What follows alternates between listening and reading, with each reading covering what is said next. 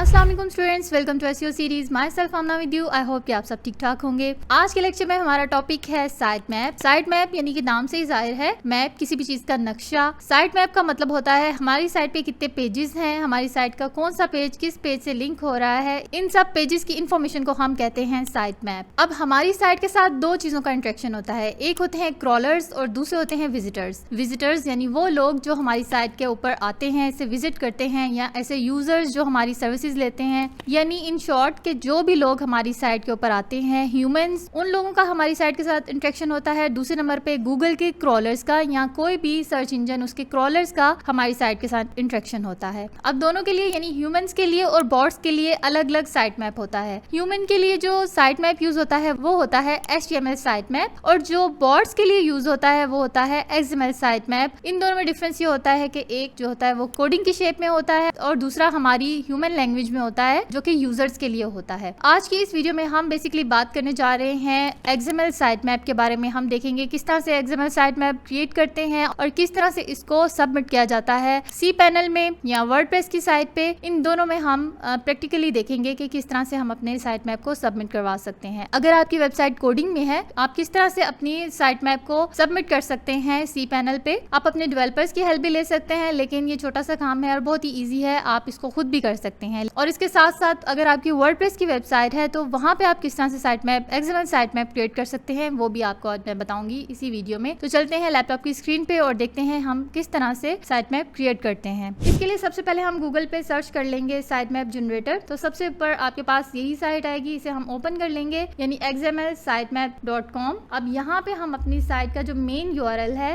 वो simple copy paste कर देंगे। तो यहाँ से हम अपनी वेबसाइट का मेन URL जो है वो कॉपी कर लेंगे और यहाँ पे हम इसको पेस्ट कर देंगे। उसके बाद हम यहाँ पे स्टार्ट कर देंगे। तो यहाँ पे आप देख रहे हैं लोडिंग स्टार्ट हो चुकी है और हमारी वेबसाइट पे जितने भी पेजेस हैं वो स्कैन हो रहे हैं और उनका जो XML साइट मैप है वो क्रिएट हो रहा है। थोड़ा सा टाइम लेगा, उसके बाद हमारे सामने इसका रिजल्ट आ जाएगा। तो यहाँ पे हमारे सामने जो हमारा साइट मैप है वो क्रिएट हो चुका है। यहाँ पे आपको नजर आ रहा होगा स्कैन पेजेस जो है वो 511 है, यानी कि 511 पेजेस जो हैं वो हमारे इस जनरेटर ने स्कैन किए हैं, लेकिन उनमें से 500 पेजेस जो हैं वो साइट मैप में ऐड हुए हैं। अब जो 11 पेजेस हैं वो यहाँ पे ऐड क्यों नहीं हुए, यकीनन उन पेजेस पे report.txt फाइल जो है वो लगी हुई है। अब report.txt फाइल क्या होती है ये नेक्स्ट वीडियो में हम समझेंगे जब उसका टॉपिक आएगा। अभी हम बात कर रहे हैं साइट मैप से रिलेटेड। तो यहाँ से हम इसको सेव कर लेंगे, व्यू साइट मैप डिटेल्स, और यहाँ से हम इसको डाउनलोड कर लेंगे। फाइल हमारे पास डाउनलोड हो चुकी है। अब हम देखते हैं कि हम इसको अपलोड कहाँ पे करेंगे। जैसा कि मैंने पहले भी आपको बताया है, आपकी कोडिंग की वेबसाइट है तो हम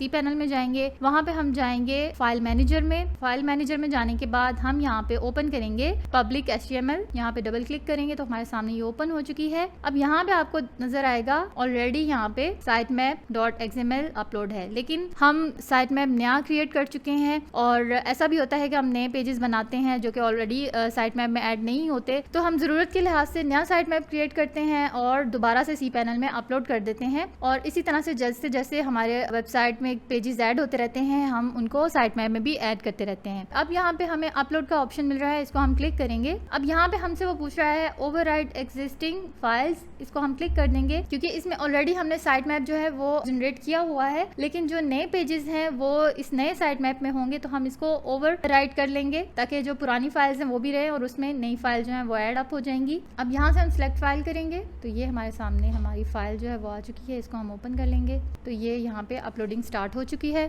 गो बैक टू द होम और यहाँ पे आप देखेंगे कि हमारा जो साइट मैप है वो अगेन अपलोड हो चुका है। तो ये सिंपल सा मेथड था cPanel में साइट मैप को सबमिट करने का। इसके बाद हम देखते हैं कि हम अपनी वर्डप्रेस की वेबसाइट पे किस तरह से साइट मैप XML जो है वो क्रिएट कर सकते हैं। उसके लिए सिंपली हमने जो प्लगइन इंस्टॉल की होती है योस्ट, उसकी सेटिंग में जाएंगे और सेटिंग में जाने के बाद आपको यहाँ से इस तरह से आपको डैशबोर्ड नजर आएगा। साइट फीचर्स में जाएंगे और यहाँ पे इसको स्क्रॉल डाउन करते जाएंगे और एंड पे आपको यहाँ पे नजर आएगा, ये देखिए XML साइट मैप। अगर ये ऑफ है तो आप इसको एनेबल कर देंगे और उसके बाद इसको सेव कर देंगे, तो हमारा जो साइट मैप XML है वो वर्डप्रेस की वेबसाइट में क्रिएट हो जाएगा। ये दो सिंपल से मेथड थे जिनके जरिए हम अपना साइट मैप अपनी वेबसाइट के लिए क्रिएट कर सकते हैं, और cPanel में और वर्डप्रेस में दोनों मेथड से मैंने आपको बता दिया है किस तरह से हम इनको सबमिट कर सकते हैं। आई होप कि आपको आज का लेक्चर अच्छे से समझ में आ गया होगा। मिलते हैं नेक्स्ट लेक्चर में। अल्लाह हाफिज।